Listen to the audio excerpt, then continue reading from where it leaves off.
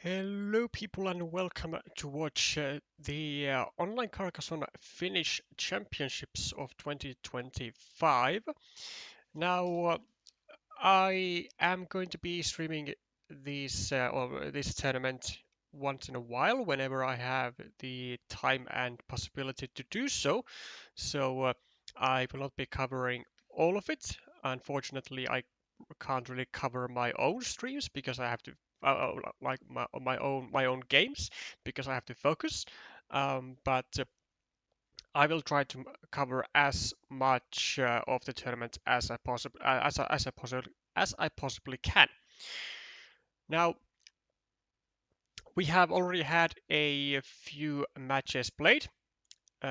Yesterday, myself and Maelstrom were playing. That's Matti Vähätalo.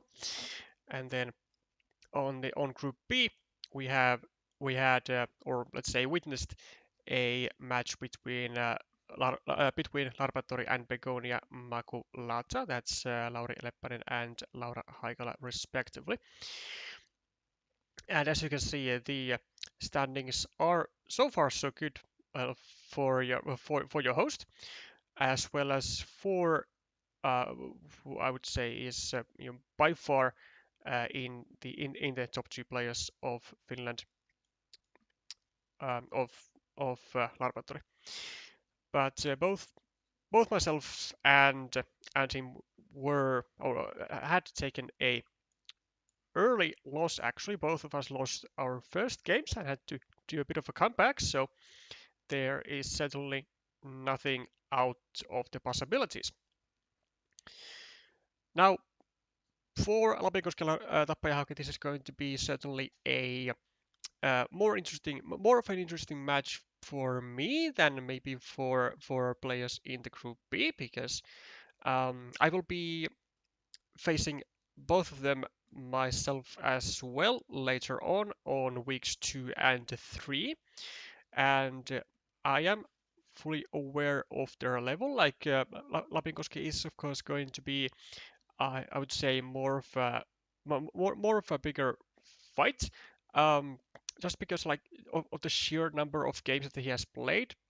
Even though most of them have been actually, like I would argue that most of them have still been actually at this stage with expansions, but in the last couple of years he's been shifting over to the base game, and he's been doing great progress. Also has reached the master rank multiple times actually, and has, I think, about 4,500 games under his belt just on Board Game Arena. Whereas Jonne Vorranen, who is Tappajahaukii, he only has actually like 3,500 games on BGA, but sorry, not Jonne Vorranen, but Jonathan Moberg. That's Tappajahaukii. Jonne Vorranen is the Noppasakki. But he's definitely an eager player to practice, especially before the live national championships that were held at the end of July in Finland.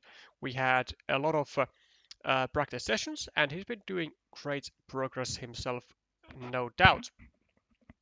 And I would even go so far as to say that he will be one of the, or I mean, he will be, and he is actually one of the more of a rising talents of Finland, which is good because we need those.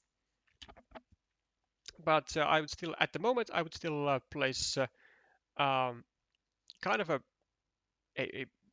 not like a bias, but a heavy favorite onto Lapinkoski in this match, just because of the sheer experience over multiple years.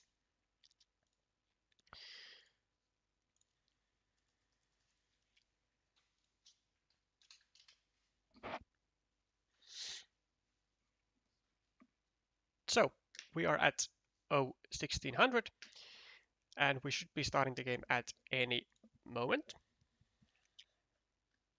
As you can see, Mikko at the moment rated just below 600, and Jonathan just above 400, which is a decent rating for both players here. And whoa,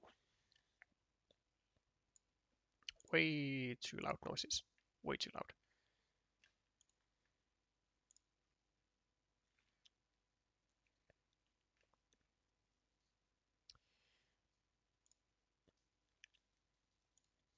Okay, taking the city as is per usual, and taking the road for Lapinkoski. Also, actually, what I do like about this move immediately is that he does not face the does not face the road towards the city of Jonathan, as that could potentially end up giving him a couple extra points. So this is also what I have in the recent months started to do more and more, even though it does leave like actually more tiles to fit into the square. It's just to negate potential extra points given at the same time to the opponent.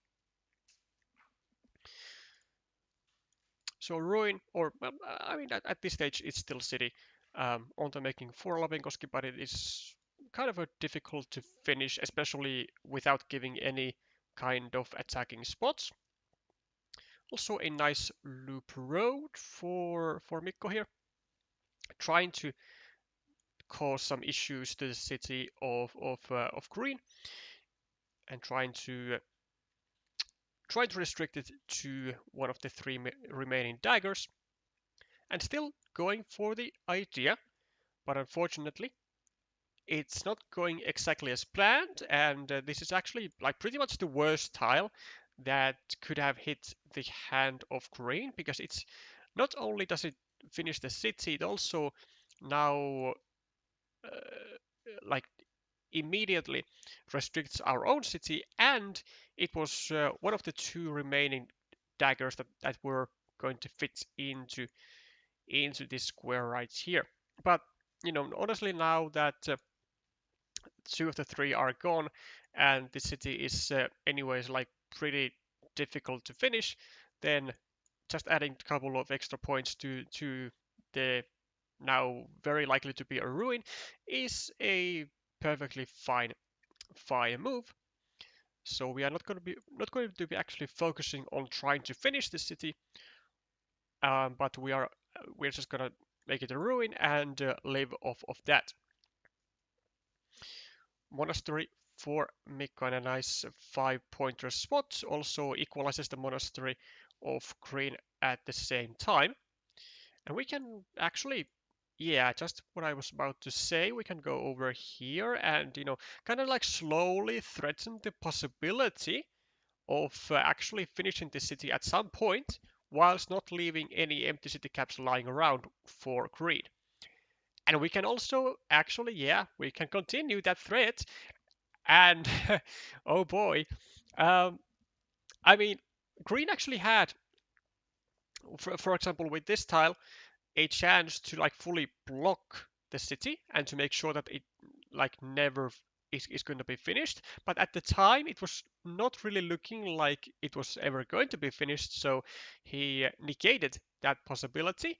Whereas now, I mean, I think Mikko's going to go here and just take the meeple back, which, yeah, I think is a completely alright thing to do. But I could have also considered maybe this and like actually pull like put on the pressure on green to like do something about this square fast. Should we go here? Maybe maybe the road. Should we maybe protect our city, which I think actually is it good though? no, it's not really good because we can get blocked here at any point. And we don't really actually even want to save that because then we can just get attacked and we have helped the Monastery of Green. So, yeah, I mean, it's an understandable thing to do, but like now you see what the point is. Like now this square right here is actually not even unblockable because we can block it to the field um, crossroads because there are no field crossroads left. So this is actually a full block on the monastery if we want to. And actually, I think we should have even done that immediately right here, right now, because we had the chance, but we might not get that chance um, later on. Green immediately gets the connection, and unfortunately, that is not great news for Mikko, as all of this city building has now been in vain.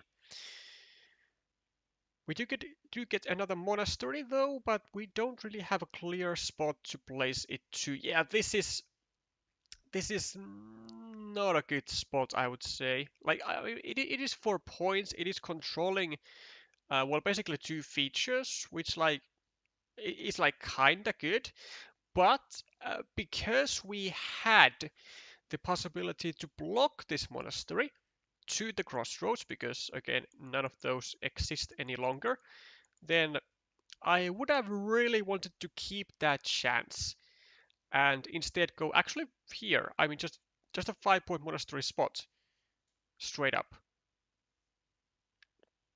would have actually been my top choice. I'm pretty sure. And like now, like this monastery actually is controlling both of ours. So yeah, I'm not too convinced that this is gonna go down all that well for Mikko as a result of passing out on this potential blocking with at least one tile and then now making it impossible to block it at all. Welcome Helge and Penguin. Nice to see you here. And namaste indeed.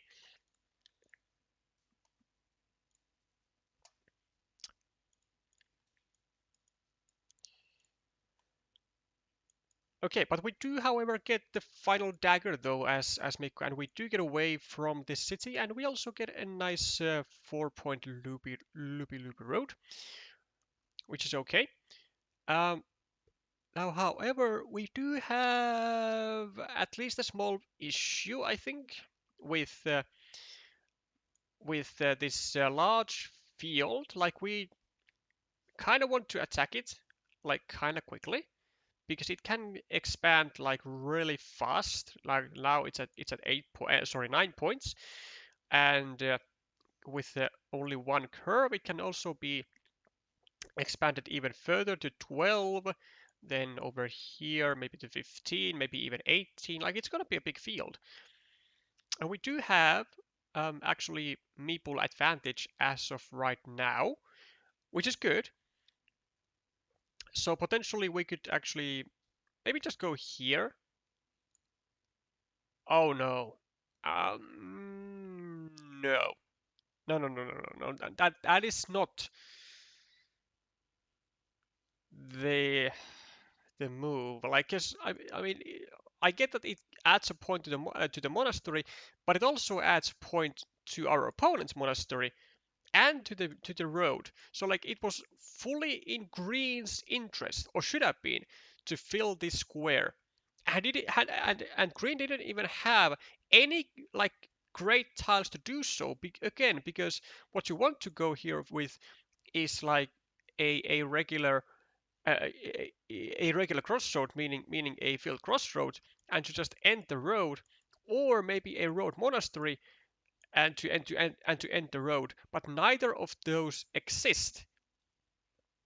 So it was like really Green's mission to place a tile over here, and we could have just taken the field from here with the same tile and also later expand towards the bottom to include also this city to our field. Then maybe this gets blocked. Okay, well, but it doesn't really matter because then we are going to be enjoying at least a 9-point field in all likelihood ourselves as well.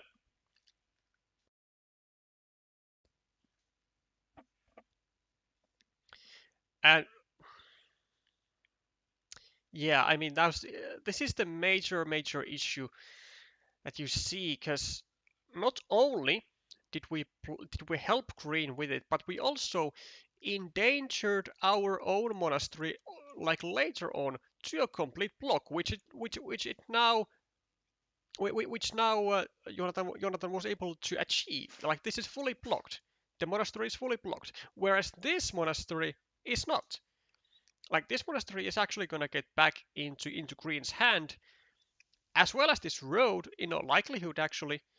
But we are gonna be stuck with one meeple less, and we have now invested two meeples to the field from which we were actually trying to attack the 9-point field of Green, which now no longer is an option because we are blocked onto our own side of the field. So like you see there, it's a like a really gaping hole in the plan of Red here, which is like entirely being caused by himself.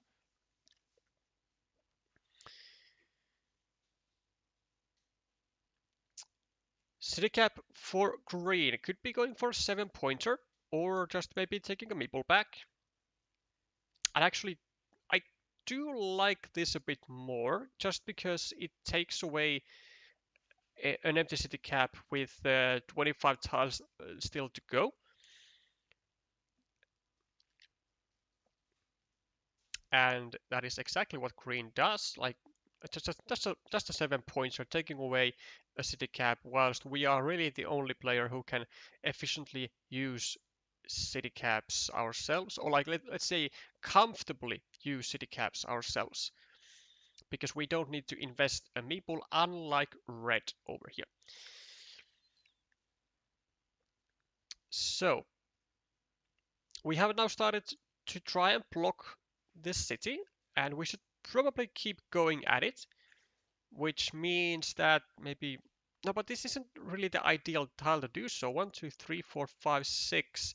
I guess we could restrict this to a triple city, or we could do it like this and restrict this to a city field, but then it would allow a divider to go there, and that's not really what we want.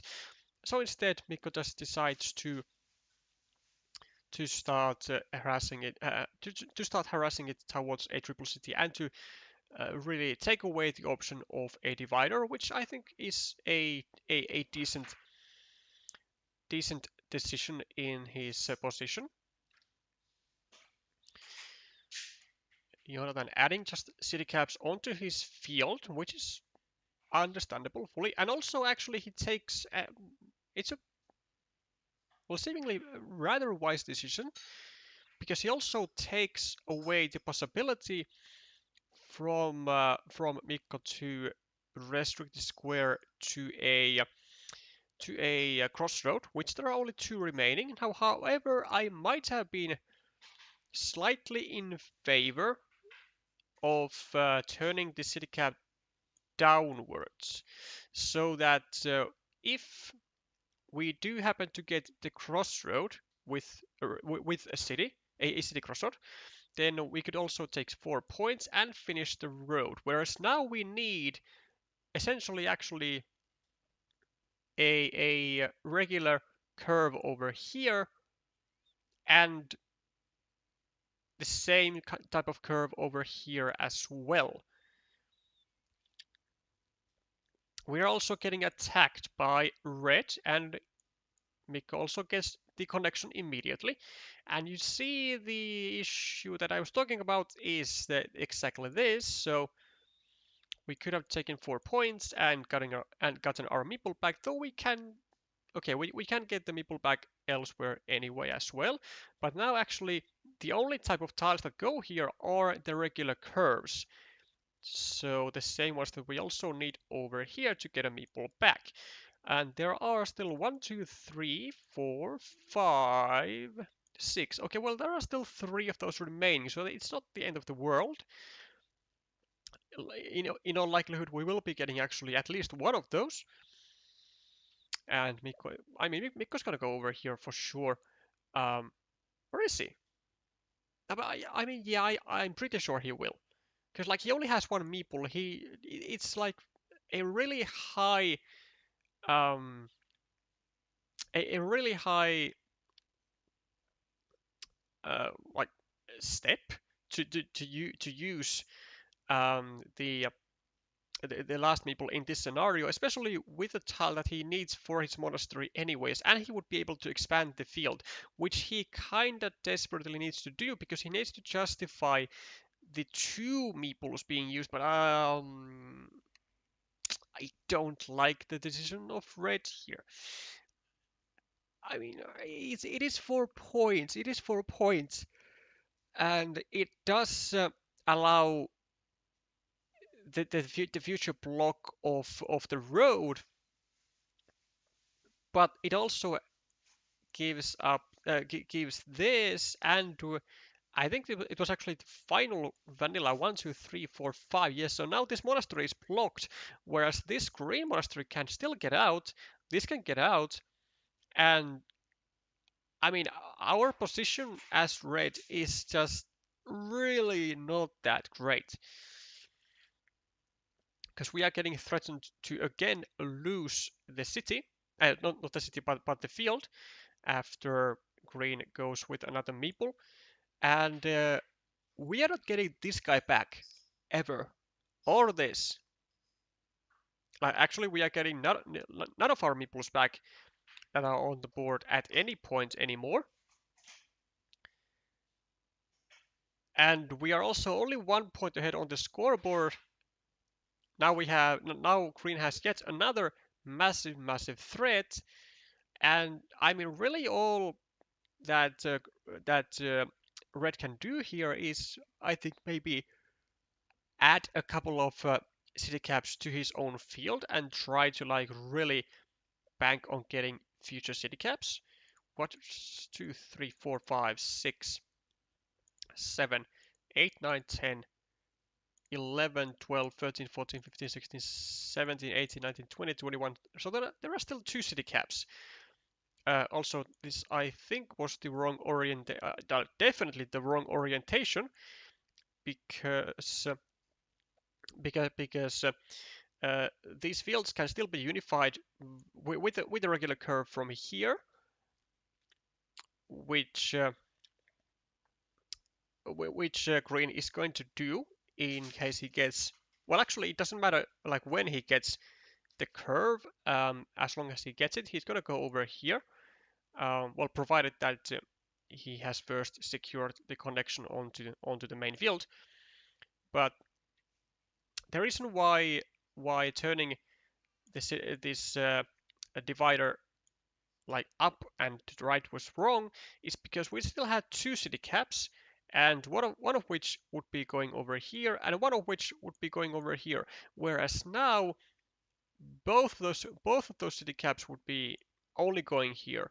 So that's potentially like -7 points, which we could have gotten to our field. So it's like we are like not trying to maximize points here as red, but we are instead with red's decisions we are trying to just or what it looks like we are trying to do is prevent the connection of these 2 fields.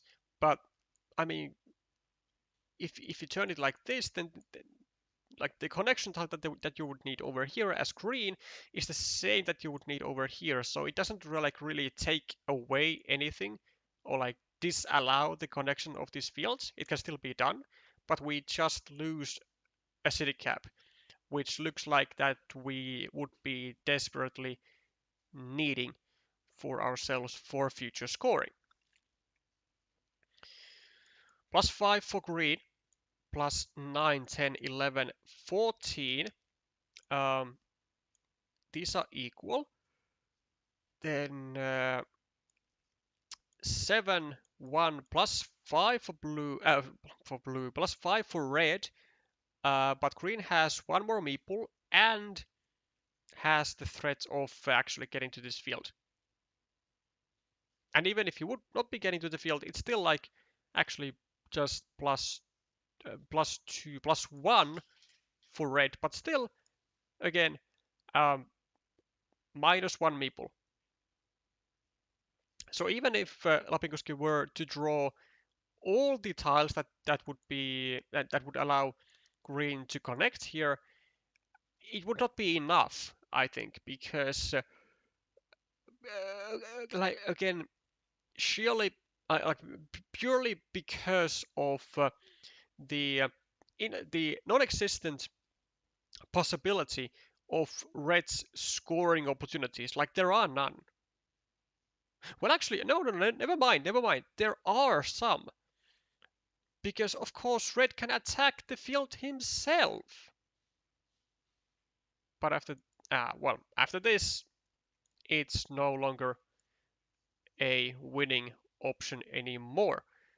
But, I mean, I think it could have actually been a winning option. To, like, just go here and pray that you get the final curve, right? And then maybe this, and maybe with those 3 tiles you could manage to do both, prevent disconnection and also connect yourself. But I am not sure exactly what the remaining tiles are. 1, 2, 3, 4, 5, 6, 7, 8. Yes, so there is still one regular curve. There are no city caps. I'm not sure what there is. This is also a mistake from Lapinkoski because wait, is it? Oh no, never mind. It's not. It's not. It's not. It's not. This was exactly what he was. What he should have done actually, seemingly, because it allowed or now allows an 8-point monastery, or it would have allowed an 8-point ruin to be taken. Just depending on which which tile he will get at the end of his or like as his final tile. Hello, Pimika. Good to see you here. It's actually kind of accurate. Well, not just kind of, but like I think it was potentially the best find that he could have done with his remaining tiles. But essentially, where I think Red went wrong here, where his game really like crashed out, is this straight road right here, allowing this monastery to escape, allowing this road to escape, and potentially, and also what ended up happening is endangering your own monastery to a full block and denying this connection from both of these meeples to enter the main field, which would have been crucial given that red decided to go with actually 2 red meeples to the lower field. So 1-0 in favor of Jonathan.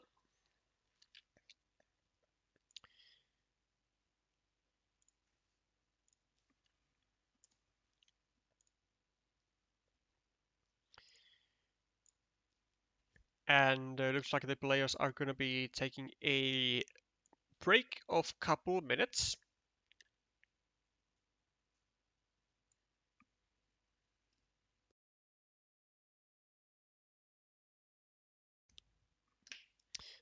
So we have maybe, I don't know, 2 minutes to take a little look-see at this end game still here. Um,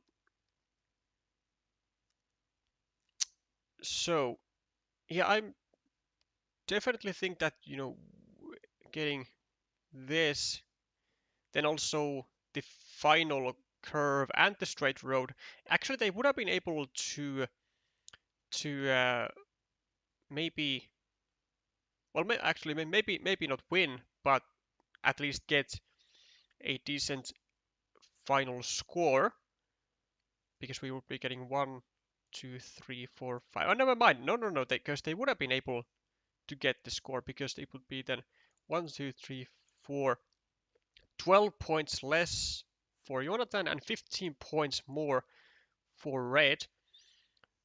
So instead of using the curved block, what I think would have been much better for red at that stage was to go just over here and then hope that his final tiles will be a straight road and a curve, because then we with the curve we go here, and then with the straight road we first of all we deny this connection over here, and then with the straight road we can actually block, and we must block the connection over here so that that connection cannot be made with the monastery that would then get into green's hand instead of red's. So there was certainly a winning plan here for sure. What, 27 difference and then 19 points difference. Yeah, it was definitely a winning plan, or a possibility at least. Um, but furthermore, what I think was also holding Lapinkoski back was also this decision right here of taking the 4 points instead of going here and allowing yourself to get this monastery meeple back, and also at the same time expanding your field, but more less like more so just getting the meeple back and being able to still do some attacks onto the field with relative ease.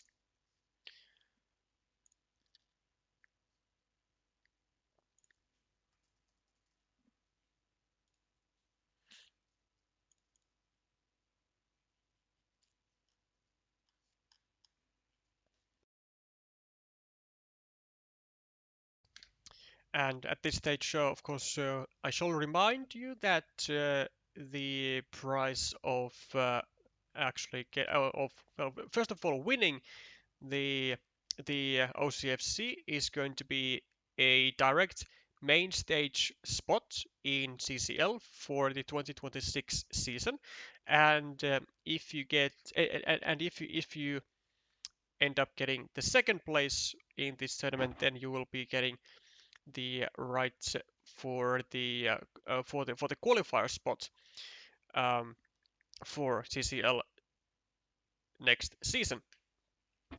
So there is indeed uh, reason to fight for and give all you have, because I mean, getting to the main stage, mm, so delightful, so nice. And I know it would be because I don't really enjoy playing the qualifiers and getting and not getting in to the league. Much like I believe I share the same feelings with many competitive players. You don't really want to see yourself getting knocked out in the qualifiers and missing out all that good stuff.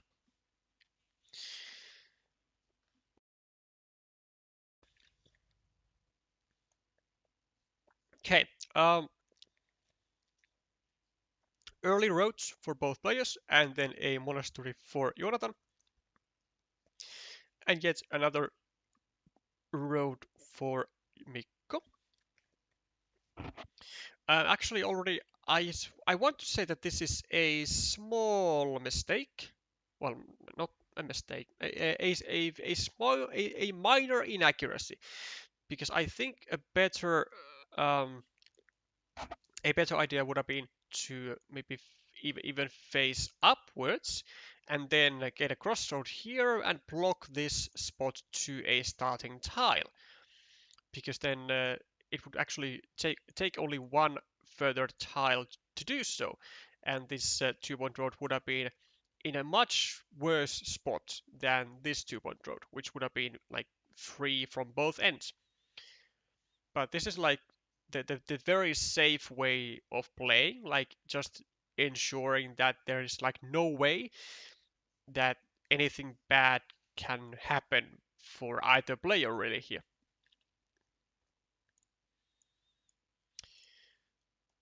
Second monastery for Jonathan, and goes for the goes for as much stacking as he can, which is not a lot, but at least he will be able to gain one extra point for the other monastery as well. A tempting decision here, well, kind of tempting decision for Mikko of tie down the city and the monastery to the 3 remaining daggers. And this is something that I have heard Alexei personally saying, that he doesn't like to really do this um, to players which he, if I remember correctly, to players which he thinks are on the same level as him, because because that creates. Oh no! It was for players that are rated lower than him, I believe, because that creates variance, and that is not what he really wants to do when he's playing lower rated players. But versus like similarly rated players, it can be just a somewhat of a nice idea for general annoyance. Also, he didn't say that to me live. It was actually one of his analysis videos that he said it in. So a small correction on that.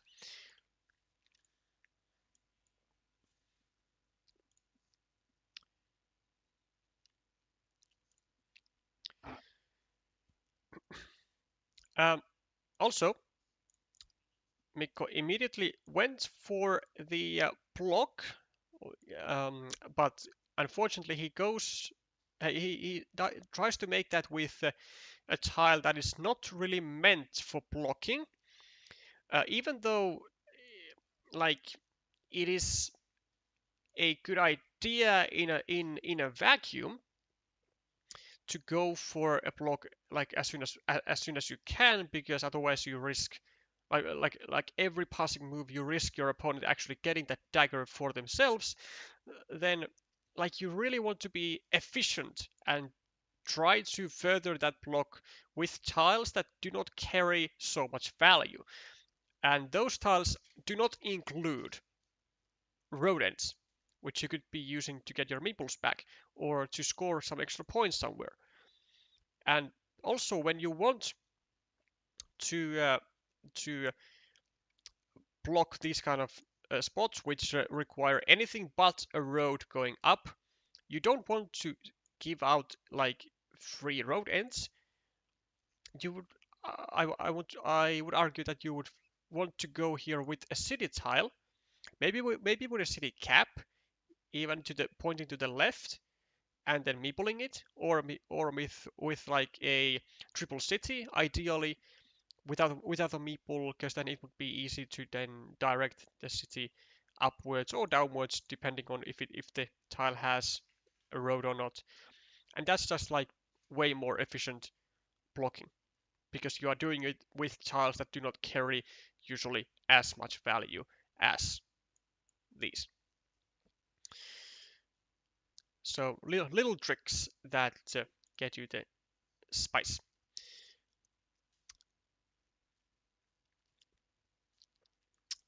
Early field, well, rather early field.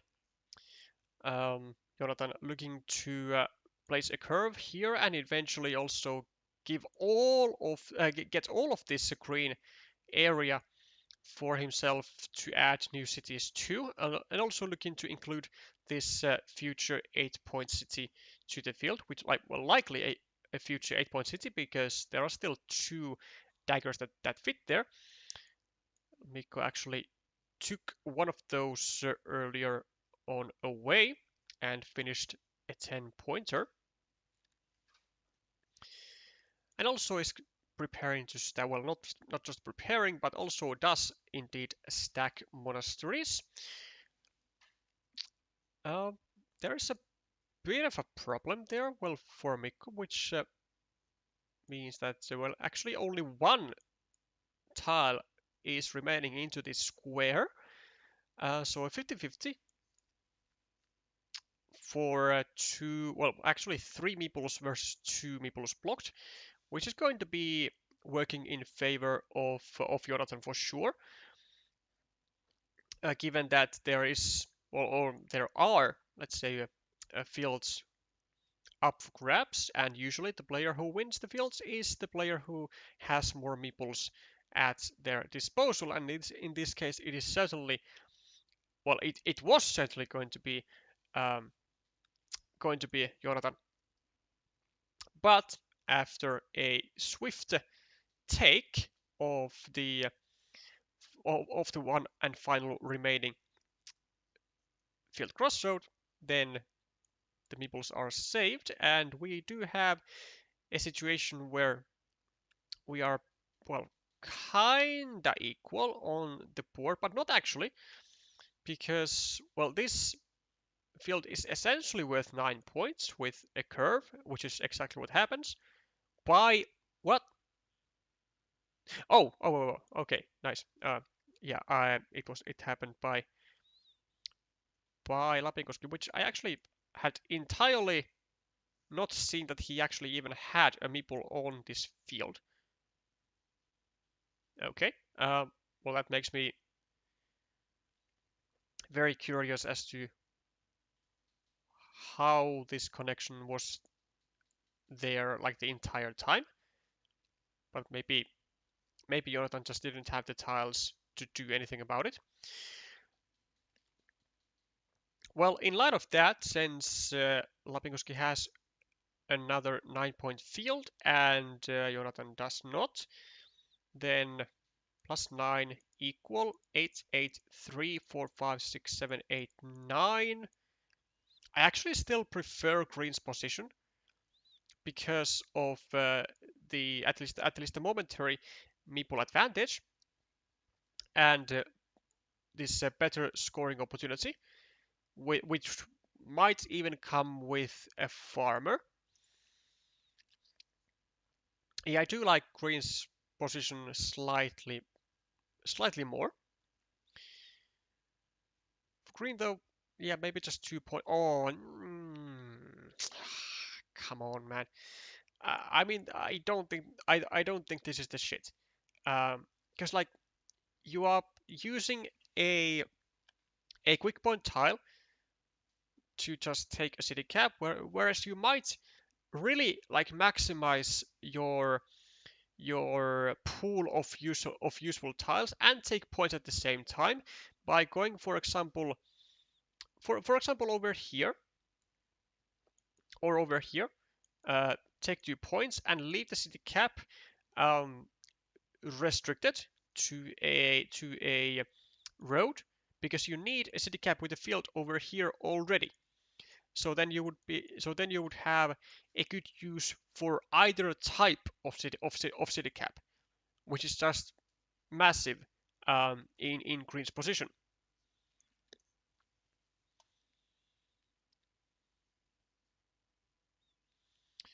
Not so much in reds because they could only be using the empty city cap that would need the road. So another decision for Mikko decides to okay, actually do none of this or this, just goes for the meeple back, which is also very much understandable because the monastery was under threat of getting blocked. Well, not fully, but getting restricted to the one final dagger potentially. But I think I don't still quite like the final the final decision of red though, just because it was not under a full block threat. It was just a partial block threat, and it didn't like use then the city cap to its full advantage of taking 4 points or making a rather sizable threat at the top of the board. Also, another missed chance from red, I think. Well, potentially. I mean, this is also a decent move. Um, Finishes the road and provides like an immediate threat of blocking the monastery, but also could have maybe considered going over here and dropping a farmer, then connecting through a curve and then finishing the road, and then at the same time also um, providing a platform for himself to later on block the monastery. And honestly, judging by the point situation at the moment, it does look like red absolutely, well, first of all needs to win the field, like absolutely has to, because he is 28 points behind and he does not have 28 points banked on the board without the field. The field is at the moment 1, 2, 3, 4, 5, 6, 7, 21 points, which red is leading by 2-1. So there is still much to be done to secure it. But other than the field, no real threats are, well, like existing on the board for red. Whereas for green, I mean, with 5 meeples, his entire mission at the moment, I think, should be to try and attack the field as much as he can. With 16 tiles remaining, it's like pretty much like wherever you can attack the field, you could do that. Or can you actually win without the field? If it's 28 points difference, 21 is the field. 20, well, yeah, 20, 23, 26, 30. So like puts red at +2. I mean, technically, I guess you could win without the field if you just keep scoring with your own meeples. But you do have to make sure that you don't allow any big features for red, and this is certainly one such big feature that if red wins both the field and finishes this, then he will be in a good position.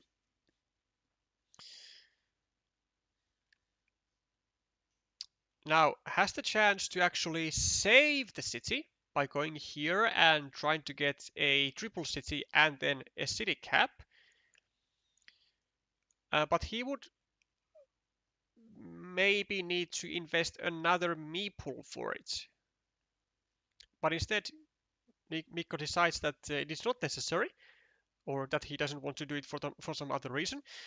And the reason is that there are still road triangles that he wants to finish the city with. And I can respect the hustle and the effort to try and be as efficient as possible. Meanwhile, green is going to go for additional farmers, and there is the road triangle, so the small gamble absolutely paid off big time. And now also drops a farmer. Are there curves actually to connect these guys? 1, 2, 3, 4, 5, 6, 7, 8. There's one curve and no road monasteries. So, well, I mean, at the very least, these fields are on their own 6 points each. So, kind of what needs to happen, I guess, for Mikko is to make a full block on this, which does not happen. And also he does, oh my god, he gets one of the worst tiles in the game at the moment, at the moment because he cannot go over here. And he cannot get a third farmer going. Or from here. Now, oh, this is terrible. This is terrible for red here. Maybe this was actually, I think this might have very well. Yeah, I'm pretty sure this was actually an overinvestment. Like you didn't need this city, you just needed to, you just need to make sure that you don't lose the field. So like maybe in light of that, it would have been a better move to go here immediately and to place a third farmer just in case Green gets the monastery as he did. Now let's take a look at the remaining tiles. There is still one regular curve, we know that. And there's also, I think, another road Dorito. There's one, there's two, there's three, and there's four. There's a road Dorito and a regular curve. 3, 4, 5, 6, 7, 8. Yeah, regular curve. And then maybe a straight road. 1, 2, 3, 4, 5, 6, 7. Well, no, actually no straight roads. Also no field crossroads. Starting tiles? No starting tiles. Daggers. 1, 2. There's a dagger which will fit over here. So a dagger and a curve will both fit here and will be able to bring a third meeple to the main field. So those are 3 tiles. What else is there? There are no monasteries in the game. There are some triple cities. Actually, a lot of triple cities. There's one with a road. That's 4 tiles, and there are 2 without a road. So that's 5 tiles, 6 tiles. And that's, I mean, that's actually all the tiles remaining in the game. So, as red, we are hoping for something that we can go here with. Oh, no, no, no, no, no, no, no, no, no, no, no, no, no, no, no, no, not there. Not there. You need the field. You need the field. You need to go here. You need to add. You need to use your final meeple. Or I guess now you can add the third one here. But the threat is still not over because green can now go here and have the dagger to get the third guy to the field. Oh no, this might have been the biggest mistake of this game for Lapinkoski, because now green has actually a 50-50 shot at getting the third guy to the field with the dagger, and the other remaining tile is gonna be the road Dorito. No?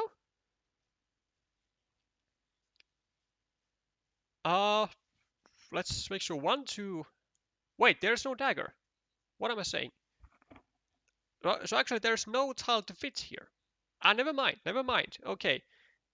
Yeah, then that's totally acceptable to just do this, because there was actually nothing to go into this square other than actually just this regular curve. Because 1, 2, yeah, all daggers are gone, so there's nothing to go here. Okay, well, never mind. My bad then. So 1, 2, 3, 4. But what's the remaining tile then? Oh, there's a triple city with a road and yeah. Okay, so triple city with a road and then a road Dorito. So those are the tiles, which means that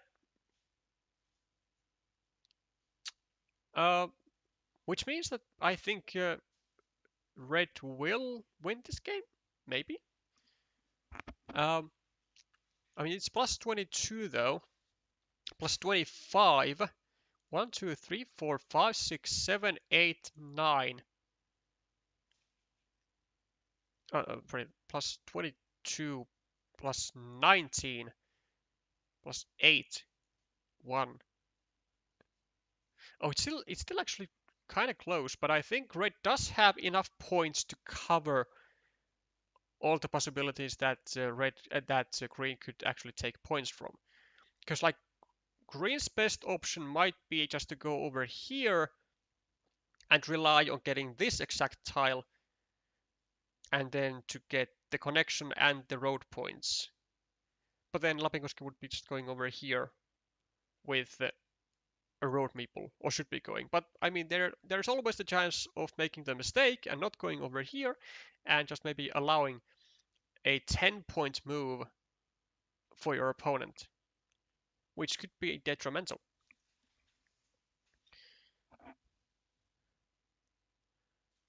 Yeah, I'm pretty sure that red should be taking this one with a 27-point field, and the 6-pointer also negating the 2 3-point fields. Actually, well, 3 3-point fields of green, so not quite negating, but still it's going to be enough to clinch the win, and it's going to bring this match into a decider,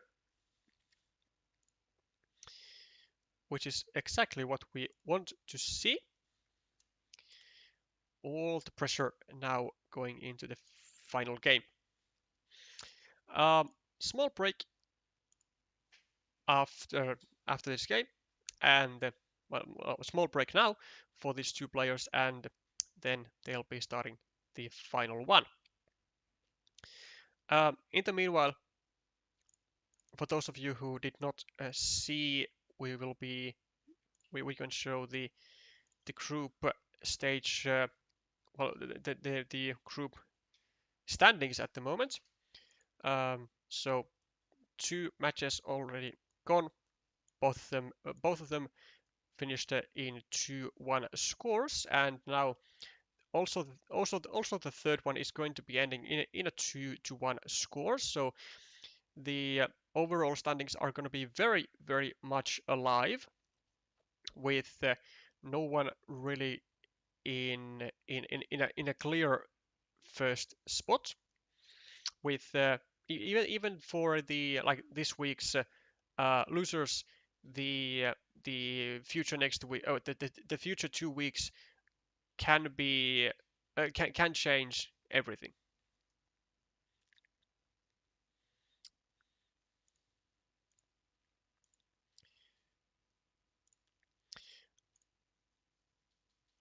Because yeah, let's remind that the top 2 from both of these groups will be heading then to the playoffs, and well, thus into the semi-finals, and then which will be single elimination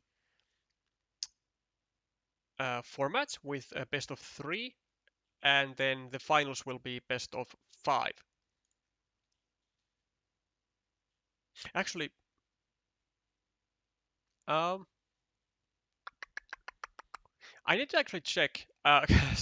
Even though I wrote the rules myself, I can't remember if the playoffs were best of 5s in when there are only 4 players in them, or if there were best of 3s until the finals, which were then best of 5s. So well, we'll get to that after a while, at least when it's necessary to know.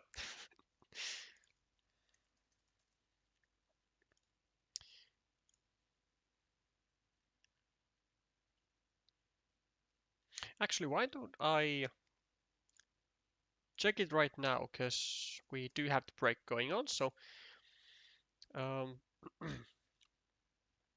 give me just a second.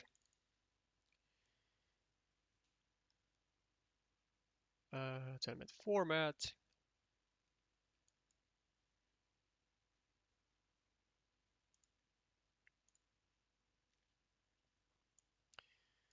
So we have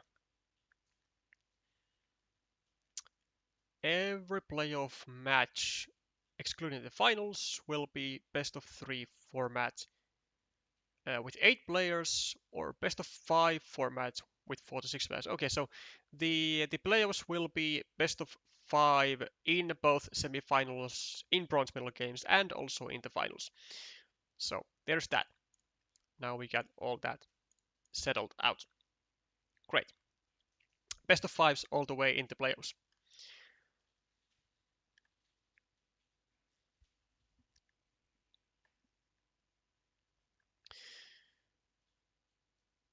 I also have not yet put up the stream announcement, but I will be streaming also another OCFC game on Sunday. It'll be from Group B between between Noppasakki and Janikut. Janikut, who currently is the new uh, national, well, the live national champion, and who will be the Finnish representee in in the World Championships. So that should be interesting to watch for sure. He's also one of the uh, I would say one of the current uh, um, schoolboys. Schoolboy. No, that is not the right word. um, I will look this up actually because my English does not reach that far. Uh, yes, apprentice. I forgot about it. So I would say Janikot is currently one of the apprentices of mine, and much like the others, he's been doing some data good progress pretty fast actually.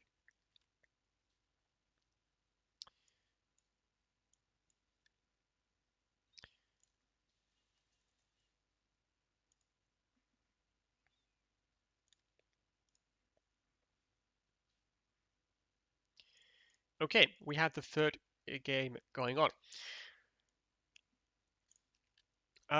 Early points for Lapinkoski, with road points being taken, and already getting quite an advantageous position with 7-0 on the scoreboard, and with two nice one pointers.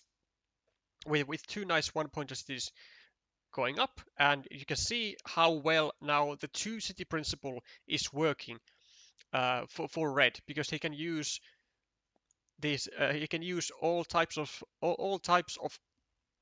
oh no all types of city tiles all types of city tiles efficiently, but this is not exactly what I mean by efficient, because there is absolutely no reason to place a second meeple onto this city.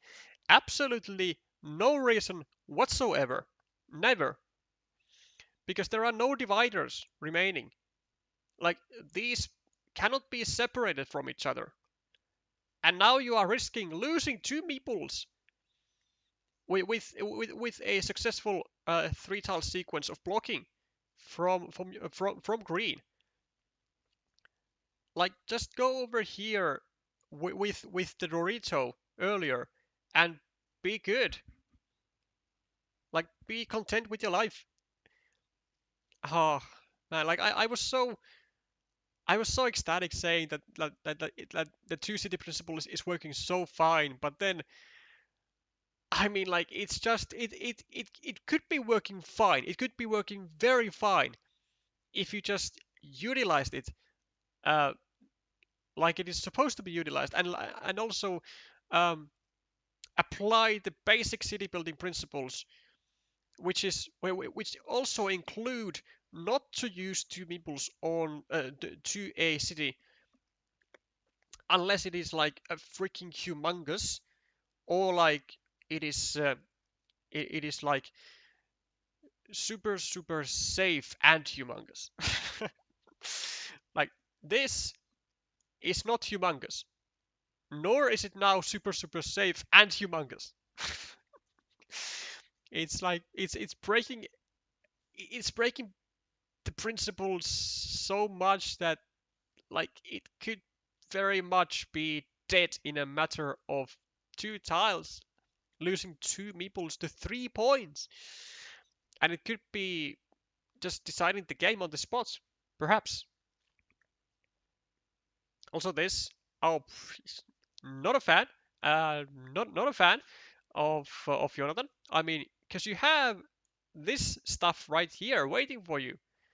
Like you can make a totally reliable ruin for yourself, and Lapinkoski would be forced to actually just notify that and invest a meeple onto here as well.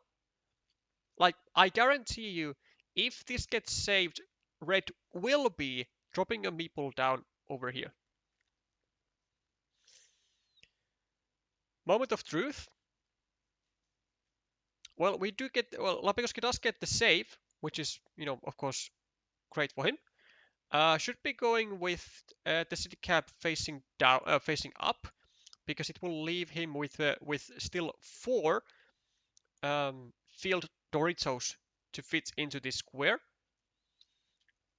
We could, I guess, go over here as well, like this, and drop a road meeple, but then that only leaves two tiles for us to fit here, and that's not as good of a chance to get two meeples back. And in this situation, it is far more important to simply get these two meeples back than it is to get 2 extra points from the city cap. And it is exactly what Lapinkoski ends up doing, which is great. So at least the mistakes have been rectified. Though I still cannot understand the move here by Red. I mean, I guess Red was afraid of Green getting like over here, then over here attacking. But like, it doesn't really matter even if the attack would be like incoming, because it would only be attacking to basically a 2 point feature. But like that's not enough to justify two meeples being placed onto such a small city. It's just not. However, we are certainly getting wow. We are certainly getting somewhere with the onward play, with creating a nice juicy monastery spot, and Green actually making a very interesting idea here. So trying to maybe block both the road and the monastery at the same time with a curve, or not. I mean, I guess it was a chance for like one turn before he got the monastery, and it had just a fantastic spot. But of course, what it did was also it ended the road and expanded the field. So it did have multi-purpose uses, and I mean, I don't think I have. It's pretty difficult to make more of a multi-purpose use than this.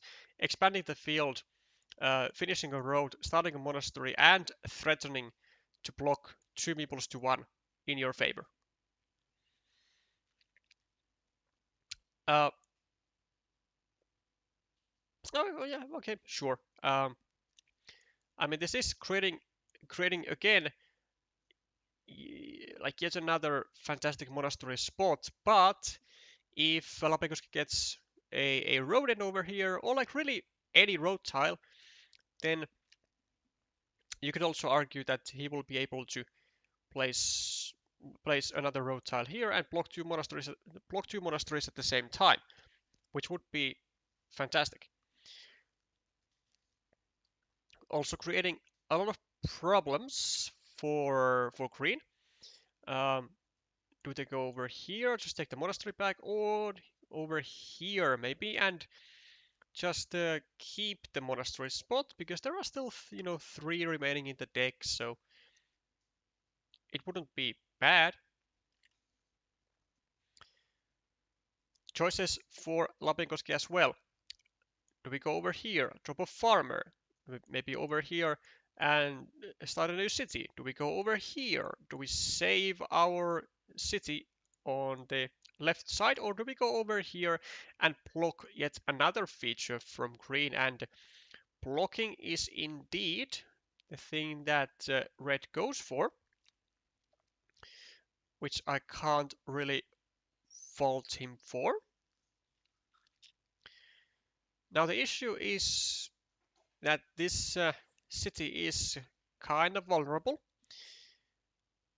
Could be actually a good idea to go over here maybe to indirectly protect the city.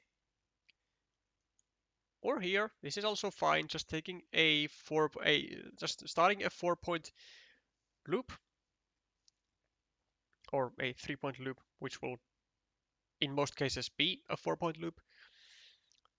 Taking back a meeple, totally normal. And now this is okay. I might have actually even preferred green to go on this side and maybe even place a meeple or just take this. Because like now, if if and when really red gets a connection tile, he can just continue the city, maybe even drop a farmer in some cases, and then it's going to force green to attack the city anyway.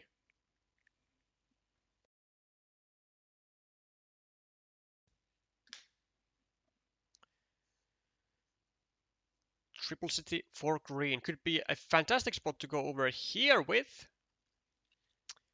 adding 2 points to a ruin and providing yet another juicy monastery spot, but decides to continue the other ruin, which I guess is also fine. Now here, we can still do the exact same thing, grow the ruin, and place and get another monastery spot, a fabulous monastery spot, and 2 points to a ruin. Like how bad can that be? Like in theory, I guess you could go over here as well, try to get the triple city with the road, and then get all these points, or over here. But I mean, it is a shielded tile, sure, and you do have 3 meeples, and there are still a lot of city caps remaining. I mean, it's not bad. It's also creating a direct threat of blocking a meeple, which is, you know, a severe threat, of course. But when you don't need to risk a meeple to anywhere, and you can start a new city with just a city cap anyway, then like why not just take 3 points? Because like this is 3 points, right?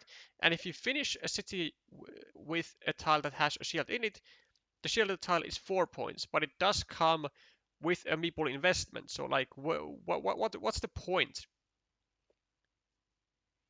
Also, you can go like here anyway, like at any point with like a road tile and threaten the same block.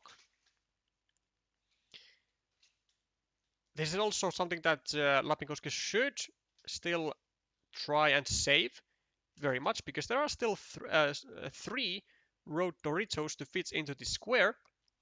And actually, not just the road Doritos, but with this move, he could make sure that any Dorito is going to be good for red, because road Doritos here and field Doritos here. Unfortunately, now 3 of the 5 field Doritos are gone after Jonathan has been fishing those out very effectively, but finally it does also arrive in the hand of red to get some, or to alleviate some pressure from red's position. Welcome, Lisu. Great to see some Finnish action in the chat as well. And actually, I mean, look at this, both Doritos, and there's like no reason not to go here. it just gives city points, and it also makes the threats of red starting to attack the field with so much force, because now the meeple situation is really bad for green. One meeple stuck here versus this meeple, so that's equal. But another meeple stuck here, and as of right now, there is also another meeple momentarily vacating momentarily um, in the monastery. And meanwhile, Lapinkoski is going to be very much attacking the field. I could have also gone over here and threatened the threaten with the completion of the city, but can't really fault him for this. It is a very good attacking spot to the field, and when you have the meeple advantage and you can like fully apply it to create a lot of pressure on green by potentially trying to overrun the field. I mean, it like most often it is definitely not a bad decision. There's definitely pressure in for green here. Another farmer from Lapinkoski, and I mean he does now in danger. I think he's sitting to a full block, which he does. Dagger, dagger, dagger. So this can be blocked entirely. Oh, oh, would you look at this? Okay. Oh yeah, also just 10 tiles remaining. So that's why that's why Jonathan is not so eager to place is not too afraid of placing his final meeple. Also having faith that he can get a meeple back from here as well at some point. Now probably for red it's a good idea to maybe go over here to try and make sure that this green meeple cannot get to the field without this red meeple also getting there. Because there is a world where actually this meeple gets stuck to 0 points, but this meeple along with this red meeple both get to the field, and it's gonna be totally not great for red here. It's gonna be actually a very sad moment. But Lapinkoski decides to just add simply a point to his ruin. Other tiles to go here though. I mean actually 1, 2, there are no starting tiles. 1, 2, 3, 4, 5, 6, 7. Actually there's only one tile to go here, only one straight road. But I mean just that one tile it can be very vital. Because if that hits and there is still a big chance rather to block the upper side of the connection, it's going to be very much in the mind of Lapinkoski to try and make that not happen.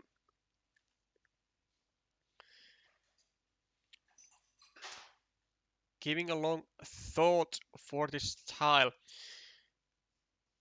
What do you do? Do you go over here? Actually, can you prevent as Jonathan, can you prevent the completion of the city? Do you need to prevent it?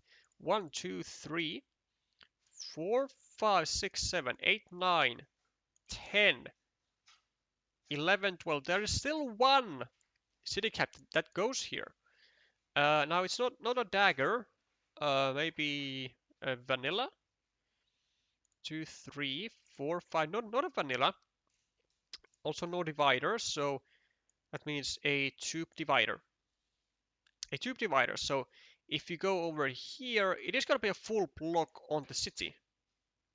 Or actually is it?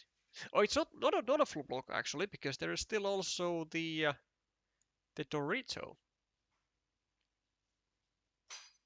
This is... I don't know what that is. I don't know what that is. The straight road does come. It is the last of its kind, and it is the only tile that goes here. But I think it's more valuable to now just block the city. Maybe.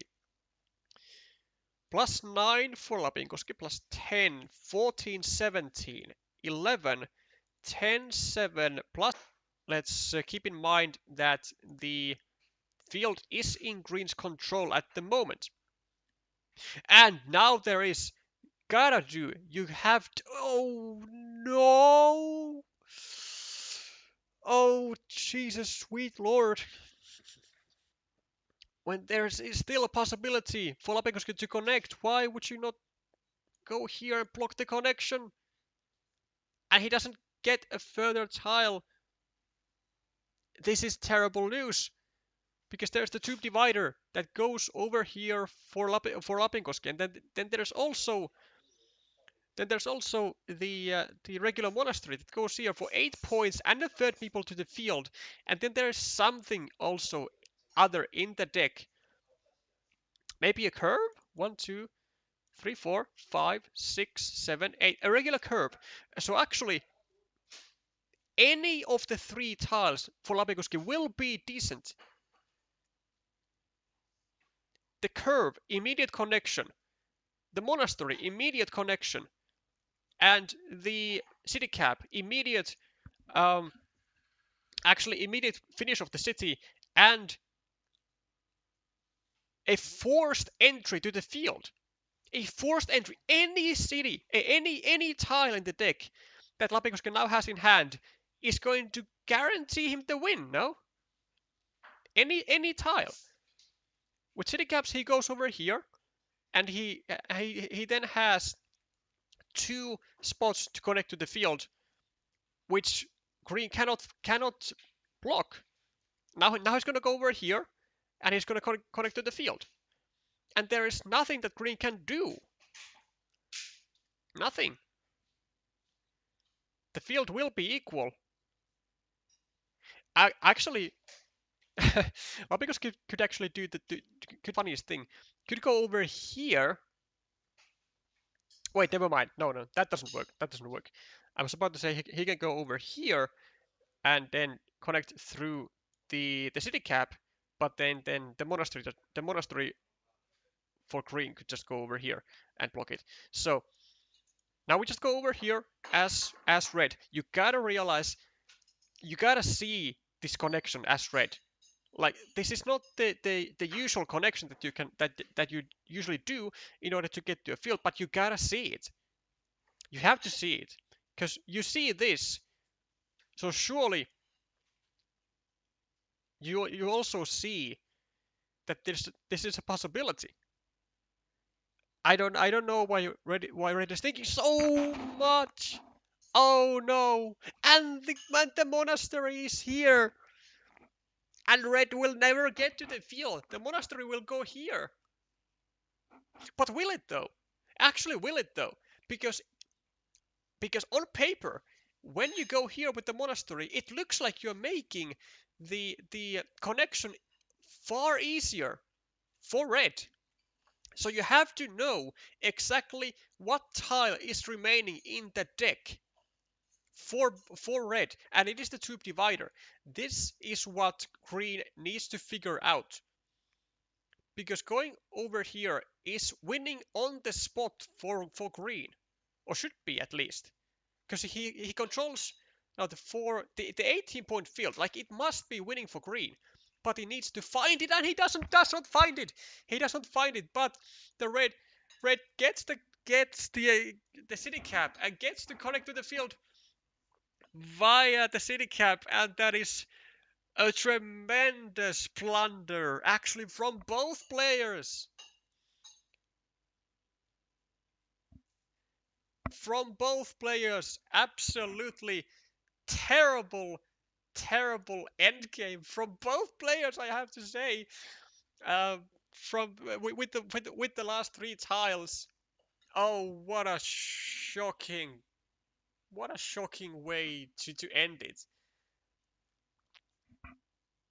Oh, but like just I mean, but just look at this. I mean, like Lapinkoski could have just gone over here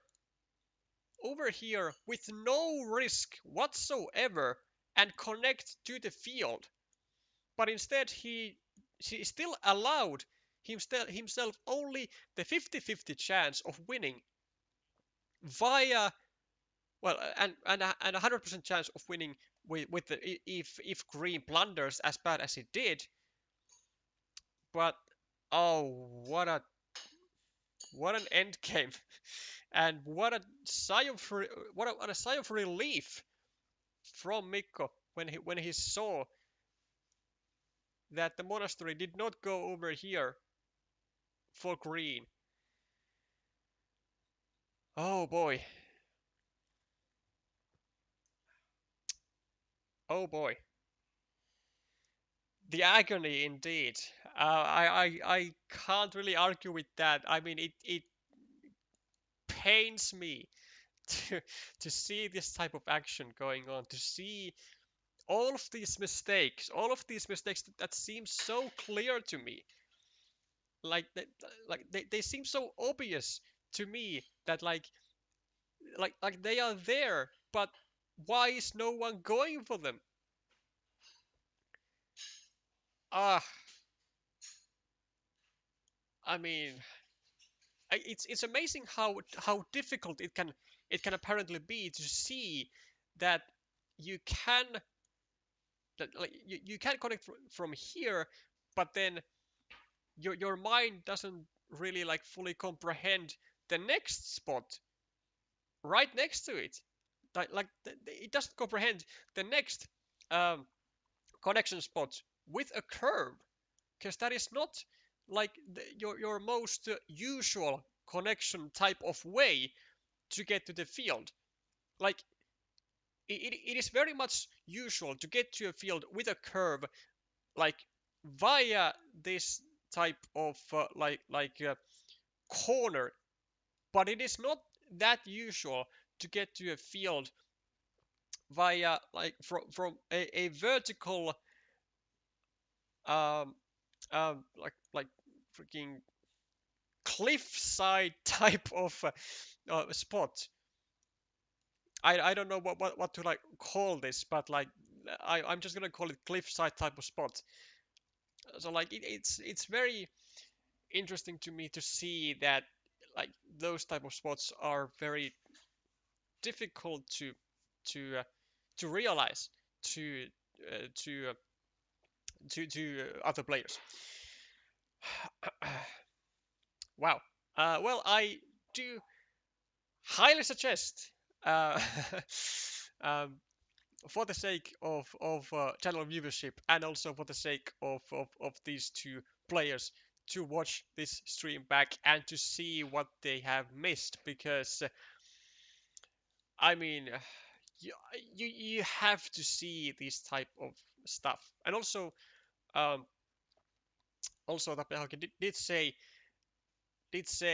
that it was a counting error from himself for for the city cap, which I understand. But like when you realize that bad of a counting error only after, like, and also when you realize when you see this, like you have to have your your alarm bells ringing in your head that you gotta count the tiles that go here to like 3 or 4 times to make sure that there is nothing to go here, if you think there is indeed nothing to go there, and if you are willing to take a 4-point monastery and risk the entire game on a potential miscount.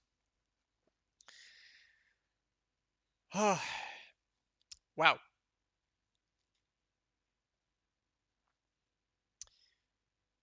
Also, Lapinkoski saying he was able to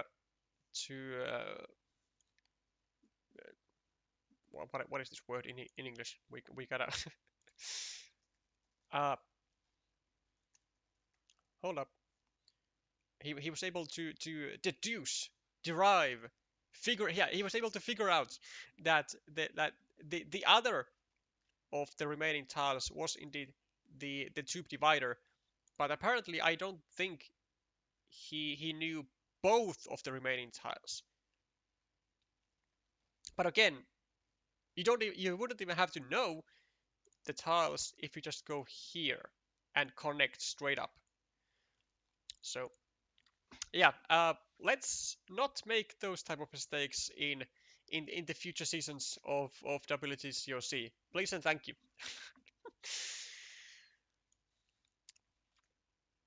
And let's also mark up the score. And actually, so far, funnily enough, every match, like all three matches so far, have had the same exact pattern of the other player and then first winning the first game, going into a 1-0 lead, and then getting uh, getting reversed with two back-to-back losses afterwards. So can we judge something maybe incoming for the fourth match as well? No, we cannot.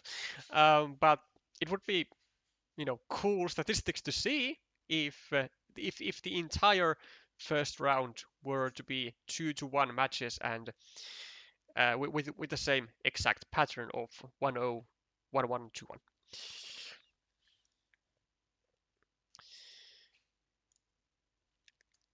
Okay, so that's gonna be the third match concluded, and we might actually even have,